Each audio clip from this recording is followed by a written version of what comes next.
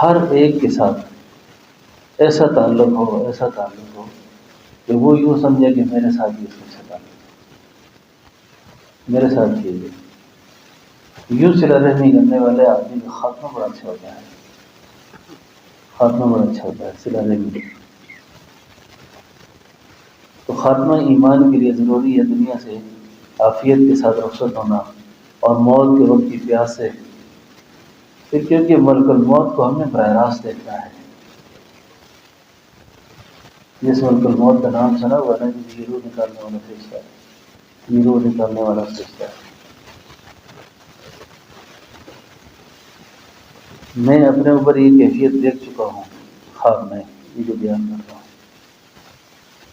میں یہ کیفیت یہ دیکھ چکا ہوں۔ یقین جانیں کہ مرنے کے بعد آدمی کو جیسے خیال ہوتا ہے نا، مجھے دو چند قسم کے خیال اس وقت آئے جب میری روح نکل رہی تھی۔ میں نے کہا کاش اپنا یہ معاملہ سیدھا کیا ہوتا، یہ سیدھا کیا ہوتا، پاس میرے بیٹا بیٹھا ہوتا، بیوی ہوتی، میں فلاں کو یہ نصیحت کرتا، یہ نصیحت کرتا، یہ نصیحت۔ اب تو گیا مگر ختم ہو گیا۔ تو یہ احساس آدمی کو رہتا ہے،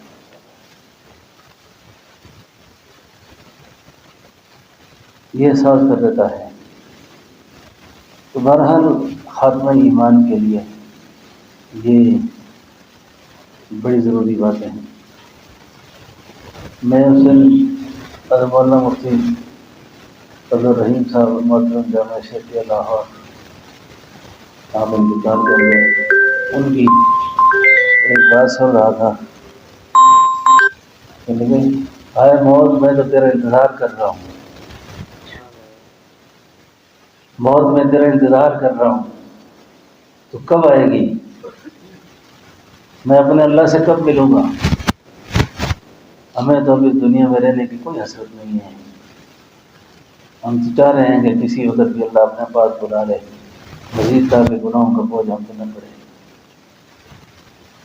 خوشا نصیب کہ آج میں اپنی جان سے گیا، اچھا ہوا یہ حجاب درمیان سے گیا۔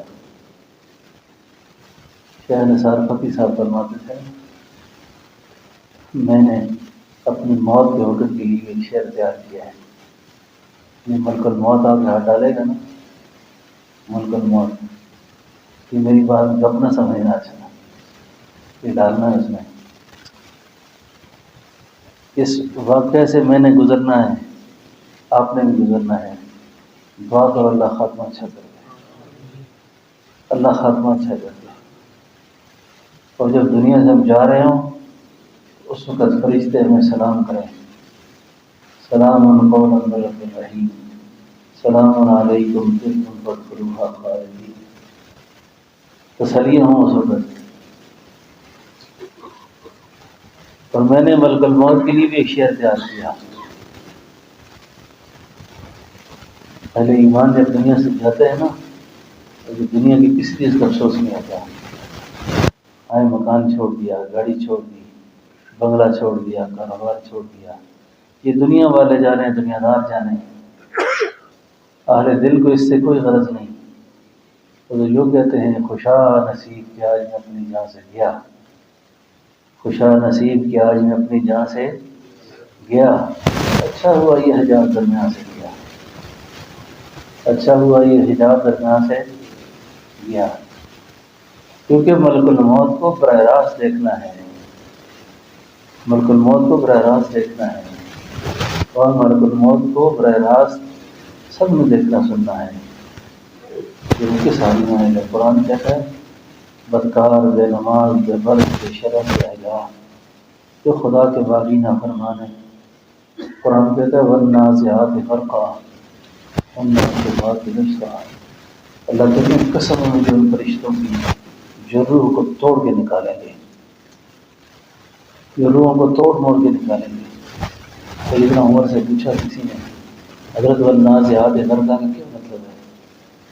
فرمایا خاردار جھاڑیوں کے اندر ریشم کی چادر کو پھینکو اور پھر اس چادر کو کھینچو، جس طریقے سے وہ کانٹے اس چادر کے ساتھ لگ کر اس چادر کی ایک ایک تار کو الگ کریں گے، ایک ایک دھاگا الگ کر دیتے ہیں، اس طریقے سے فرمایا مرنے والا فرق کرے، ایسے روح نکلتی ہے اس کی۔ روح کا رخصت ہونا تو آسان کام نہیں ہے، کیونکہ اللہ کے فضلوں سے اللہ کے ذہن میں جب اتنے سے رخصت ہوتے ہیں ان کی روح ایسے نکلتی ہے جیسے مکھن سے بال نکالا جاتا ہے۔ تو یہ بہت ضروری باتیں ہیں، یہ صلہ رحمی۔ آپ نے مرنا ہے، میں نہیں مرنا ہے، ہم رہتے ہیں جس ماحول میں رہ رہے ہیں نا،